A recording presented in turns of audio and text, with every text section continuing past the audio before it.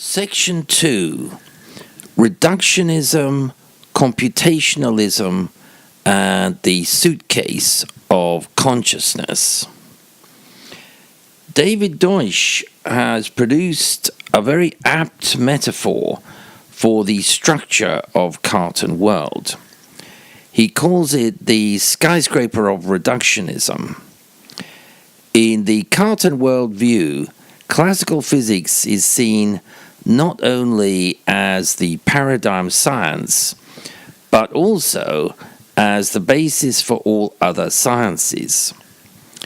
So physics constitutes the foundations of the skyscraper, and all other higher areas of scientific knowledge rest on its secure base and are reducible to the elements and principles of which physics is composed.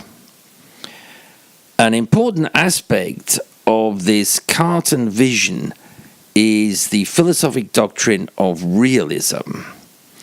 This is the belief that the external material world is the ultimate reality, and that it exists independently of and unaffected by mind and consciousness. It's obvious that within a realist worldview, there is little or no place for consciousness. Realists either dismiss it as epiphenomenal or deny it as an illusion.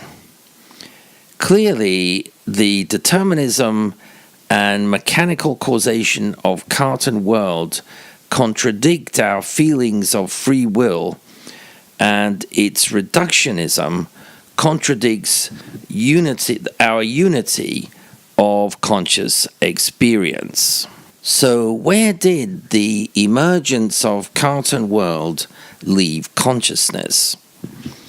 Marvin Minsky is a prominent artificial intelligence researcher and can also be described as a spokesperson for Cartan world.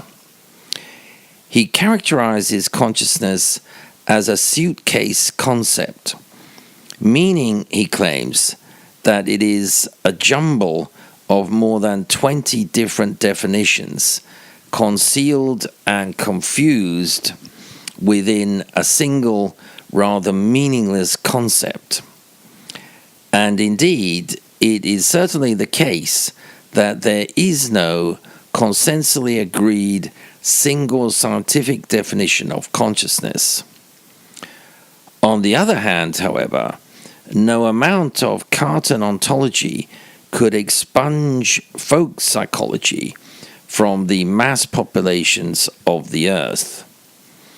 Thus, with the decline of dualism and the rise of Cartan world, the suitcase of consciousness, kept stubbornly airborne by the popular appeal of folk psychology, floated free from the high-rise structure of Cartan ontology.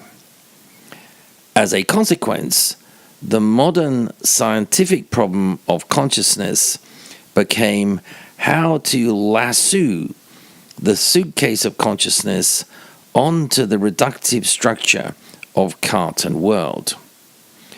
All such efforts have invariably involved mangling and diminishing the very concept of consciousness till it was scarcely recognizable to folk psychology. I am rather less pessimistic than Minsky regarding the irredeemability of the jumble within the suitcase of consciousness. If we open it up, I believe that we can impose at least some kind of conceptual order on its chaotic contents.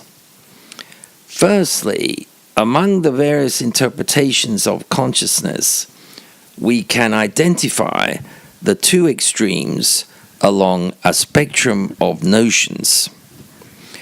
At one end lies behaviorism, with its very reductive stimulus and response model of human behavior. Behaviorism is almost certainly the most thoroughgoing and persistent of scientific doctrines in its denial of and attempts to entirely eliminate consciousness from the discourse of science. As we shall see, the cognitive revolution in the mid-20th century went a long way toward discrediting behaviorism. The doctrine is far from extinct, especially in philosophy, where Daniel Dennett, the leading philosopher on theories of consciousness, still adheres to a version of it. At the other extreme of the ontological spectrum are what can be called qualophiles. We shall look later and in great detail at the philosophical concept of qualia, but here in the introduction we can define it as our ability to have direct conscious sensory experience of the external world. Of course, Cartan world is incorrigibly qualiophobic, denying or dismissing such abilities. Qualiophiles, however, accept the reality of qualia, see them as possibly causal, and as definitely requiring an independent scientific explanation. We can also, I believe, map the territory between these two extremes into two opposing camps. This division is based on the generally agreed position in philosophy that the problem of consciousness can be reduced to two questions, namely the nature of the self and the nature of qualia. The New Zealand psychologist Ming Singer argues that the behaviorist, what I would call the Cartan camp, focuses on what she calls the agentic self. This is the view that consciousness is chiefly concerned with information processing, awareness, appropriate reactivity, and the flexibility of behavior. It's a functional view of the self as the chief executive controller, similar to what Dennett calls the engaged agent. This has some similarities with folk psychology's command and control model for the self and consciousness, but with the very major difference that in mainstream cognitive science, the vast majority of the activities of this controlling self are carried out without the aid of consciousness. In opposition to these agentic theories of the self are the theories of sentient self, experiencing real qualia. These theories insist on sensory phenomenology as the basis of consciousness. John Searle says, the problem of consciousness is the problem of qualia. And trying to explain qualia is the essence of what David Chalmers describes as the hard problem of consciousness. If we move across the spectrum territory, starting at behaviorism and moving toward the qualiophilic end, the next major theoretical milestone we come to is computationalism.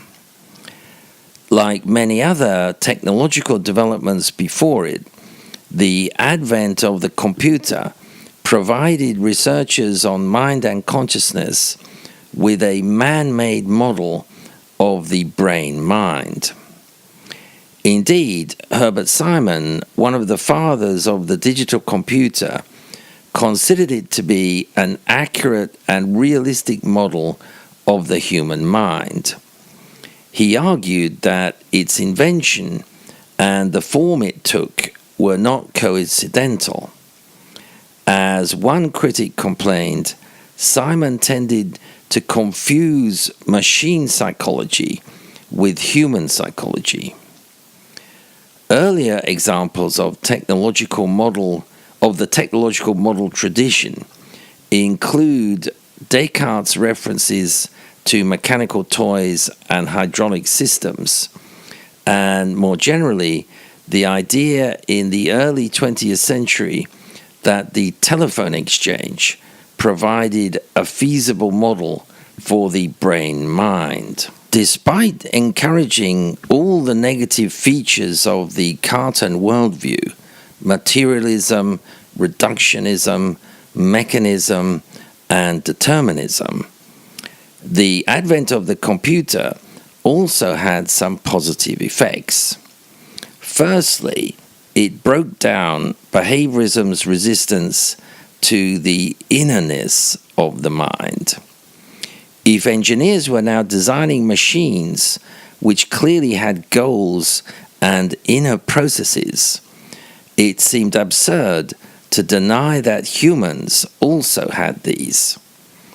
Secondly, it undermined the Cartesian dualist dogma of the mind as immaterial and located outside of space and time.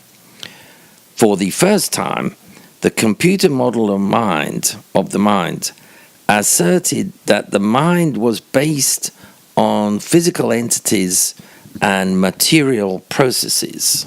In addition, the computational theory of mind also gave rise to the doctrine of functionalism. This, in essence, posited that the mind, although completely dependent on the brain, is, once generated, a separate entity with its own independent existence and modes of being. Functionalism, therefore, can be located on the border between the command and control and the sentience theories of consciousness. There are different flavors of functionalism, many of which grudgingly accept the existence of qualia, generally denied in a behaviorist way. So in many ways, functionalism can be seen as a covert compromise with dualism, though rather than Descartes' mental and spiritual realm, the mind exists in a sort of Platonic otherworld of mathematics.